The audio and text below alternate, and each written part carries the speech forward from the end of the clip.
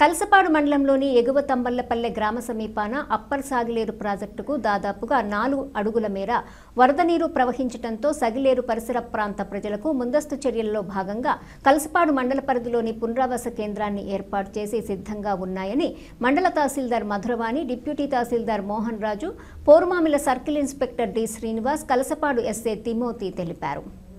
తుఫాను కారణంగా ఎటువంటి నష్టం జరగకుండా ముందస్తు చర్యల్లో భాగంగా బద్వేల్ డివిజనల్ అధికారి చంద్రమోహన్, ఇరిగేషన్ అధికారులు Mallikarjun, Porumamilla social officer DWMA PD Adiseshareddy, Porumamilla tahsildar Chandrasekhar Reddy upper Sagileru ప్రాజెక్టును సందర్శించి సగిలేరు ప్రాజెక్టు గురించి క్షుణ్ణంగా పరిశీలించి గత వారం రోజుల నుంచి కురుస్తున్న వర్షాల వలన ఎగువ ప్రాంతమైన ప్రకాశం జిల్లా గిద్దలూరు, నల్లమల అటవీ ప్రాంతం నుంచి ఎక్కువ మోతాదుల్లో వర్షపు నీరు నమోదు అవటం వల్ల వరద నీరు ఎక్కువగా మోతాదు అయ్యే అవకాశం ఉందని అన్నారు. సగిలేరు పరిసర ప్రాంతాలలో ఎటువంటి సంఘటనలు జరగకుండా ముందస్తు చర్యలు చేపట్టారు.